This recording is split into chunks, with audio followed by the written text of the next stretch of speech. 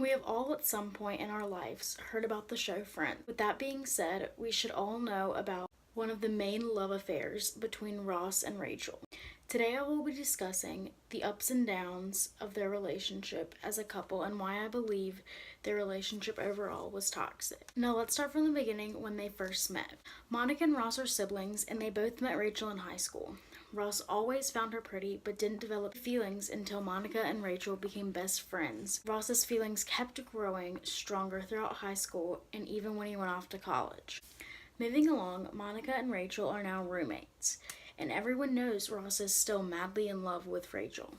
Once Rachel realizes this, she decides to give their relationship a shot. This is where things start to go downhill. Before I go more in depth about their relationship, I want to tell you the definition of a toxic relationship. From healthscope.com, a toxic relationship is a relationship characterized by behaviors on the part of the toxic partner that are emotionally and or physically damaging to their partner. Today I will be showing you many examples as to how their relationship was toxic. The first example I'll be giving is from bold.com. Even if you take Ross's side with the "we were on a break" situation, he's still a cheater. After all, he kissed Rachel while he was in another relationship. If you don't know what I'm talking about the "we were on a break," let me explain. Ross becomes too overbearing at work for Rachel and it causes her to want to go on a break. Now when they go on a break, Ross sleeps with another girl from the bar. He feels very guilty about it at first, but then he realizes that Rachel was the one that wanted to take a break and he feels like he can do what he pleases. We were on a break! This causes a lot of controversy from the group and the viewers of the show. A lot of people sided with Rachel and some also sided with Ross. None of that matters though, because Rachel isn't going to forgive him anytime soon. Hi, Phoebes. The cab's ready. All right, let's go. You're welcome.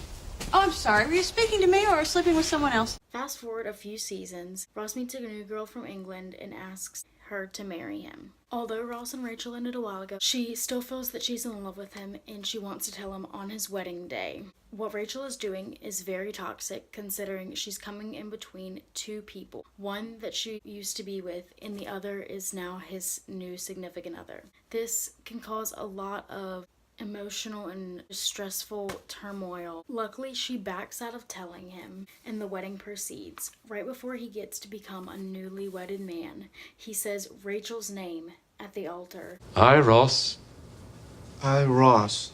take thee, Emily. Take thee, Rachel. This causes more controversy, especially between Ross and his almost newly wedded wife. He denies that he still has feelings for Rachel and that they are just friends and it was a total accident. But in reality, the toxicity from their past has caused them to not truly have believed that they have moved on, causing pain for his fiancée Emily. Now, a few seasons later, after everything I've discussed has blown by and it's not really discussed anymore, they finally seem to understand that they really aren't meant for each other, or so we thought. In season 5, episode 23, the whole group goes to Vegas to surprise Joey. Once they arrive, Ross and Rachel head out to the casino and get way too drunk. They go to the little chapel and get married. This is another very toxic trait both Ross and Rachel share, making stupid decisions while under the influence. This can be involved in alcoholism and toxic drinking. They don't think anything of it, just like in the movie The Hangover by Todd Phillips, where Stu gets married while very intoxicated and doesn't remember Anything you can tell us about what may have happened last night? You don't remember nothing? Congratulations, Stu. You got married. The last thing I want to discuss is Ross and Rachel's biggest, not necessarily a mistake, but life-changing event. In season 7, episode 21, Ross and Rachel have what they considered a one-night stand. This one spur-of-the-moment hookup really caused some big changes for Ross and Rachel. When Rachel realizes this happened, she is so nervous to tell anyone that even when the pregnancy test is found in season 8, episode 1, she denies it and keeps denying it until she can't keep it a secret any longer.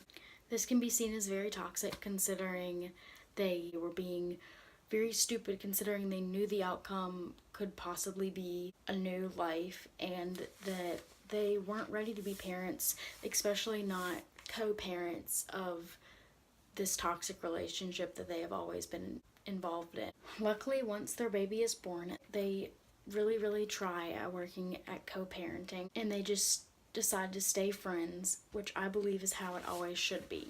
Now, we don't really know if they actually end up together or not, but we always speculate that they do.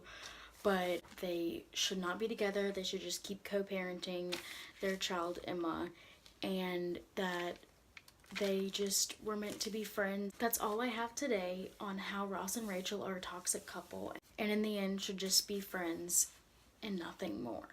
Thank you.